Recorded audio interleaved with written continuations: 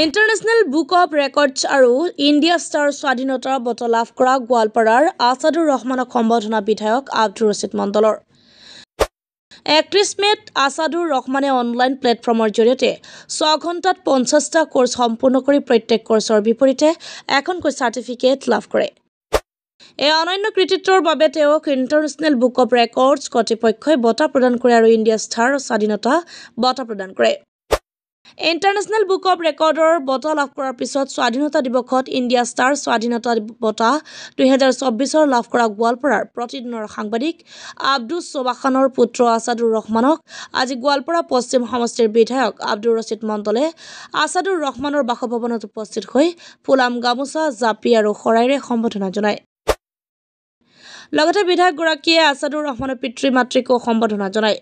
বিধায়কৰ লগত যুৱ নেতা হাবিল খান আহেৰ আলী আদি কৰি ভালে সংখ্যক লোক উপস্থিত থাকে। বুক অফ ৰেকৰ্ডছত নিজৰ নামটো সন্নিৱিষ্ট কৰিব পাৰিছোঁ, কিয়নো মই মানে এদিনতে সৰ্বাধিক চাৰ্টিফিকেট কোৰ্চ কমপ্লিট নিজে কৰিছোঁ এদিনত মোবাইলৰ যোগেদি এটা অনলাইনৰ প্লেটফৰ্মত। ইয়াৰ আগতে এজনে কৰিছিল, মানে 27টা কৰিছিল তেওঁ চাৰ্টিফিকেট কোৰ্চ, আৰু তাৰপিছতে মই ঘৰত বহি 6 ঘণ্টাতে মই 50টা চাৰ্টিফিকেট কোৰ্চ কমপ্লিট কৰিবলৈ সক্ষম হৈছিলোঁ। আৰু ইয়াৰ আগতে কোনেও এই 50টা চাৰ্টিফিকেট কোৰ্চ মানে কমপ্লিট কৰিব পৰা নাই, ময়ে কৰিছোঁ। আৰু এই চাৰ্টিফিকেট কোৰ্চবিলাক কমপ্লিট কৰাৰ পিছত মোলৈ তেওঁলোকে মানে ইণ্টাৰনেশ্যনেল বুক অফ ৰেকৰ্ডছৰ কৰ্তৃপক্ষৰ পৰা মোলৈ মেইল পঠিয়াইছিল যে মই নিৰ্বাচিত হৈছোঁ ৰেকৰ্ড ব্ৰেক কৰাৰ বাবে। আৰু তাৰপিছতে কেইদিনমান পিছতে মোলৈ চাৰ্টিফিকেটছ মেডেল এইবিলাক এজ এ ৰেকৰ্ড হোল্ডাৰ এইবিলাক পঠিয়াইছে মোলৈ। আৰু এই ৰেকৰ্ডটো ব্ৰেক কৰাৰ পিছত আন এটা record book India star book of ৰেকৰ্ডৰ পৰা মোলৈ এটা মেছেজ আহিছে যে মই এইবিলাক কৰাৰ উপৰিও আন কি কৰোঁ, যাৰ বাবে মই কৈছিলোঁ যে মই আৰু সাহিত্য চৰ্চা অলপ কৰোঁ, কবিতা লিখিছোঁ বহুতো আৰু কিতাপো লিখিছোঁ।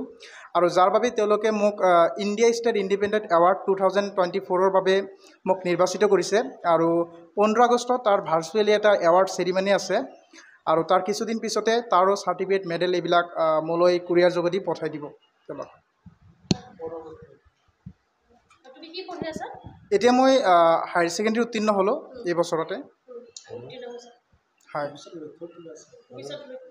আৰু হায়াৰ ছেকেণ্ডেৰী উত্তীৰ্ণ হোৱাৰ পিছত মই মোৰ উচ্চ শিক্ষাৰ বাবে মই এইবাৰ নীটতো উত্তীৰ্ণ হৈ মানে মই কোৱালিফাই হ'বলৈ পাইছোঁ। আৰু কোৱালিফাই হোৱাৰ পিছত মই এইবাৰ ৰাছিয়াত ইমানুৱেল কাণ্ট বাল্টিক ফেডাৰেল ইউনিভাৰ্চিটিত মই MBBSৰ শিক্ষাৰ বাবে মই তাত এডমিশ্যন লৈছোঁ।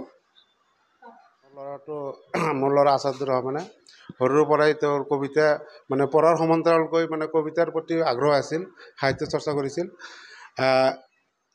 এটা কবিতা পুথি অলৰেডি পাব্লিছ হৈছে। আৰু ইয়াতে ৱৰ্ল্ড ৰেকৰ্ডৰ কাৰণে নিৰ্বাচিত হোৱাৰ পিছত চিলেক্ট হোৱাৰ পিছত মোক কৈছিল যে মই ৱৰ্ল্ড ৰেকৰ্ডৰ কাৰণে চিলেক্ট হৈছোঁ। মই সেইকাৰণে এনকাৰেজ দিছিলোঁ, আৰু এদিনতে মানে 6 ঘণ্টাতে সেই অনলাইন কোৰ্চত মানে 50টাকৈ চাৰ্টিফিকেট পাই ৱৰ্ল্ড ৰেকৰ্ড কৰিবলৈ সক্ষম হৈছে। ভাল লাগিছে আৰু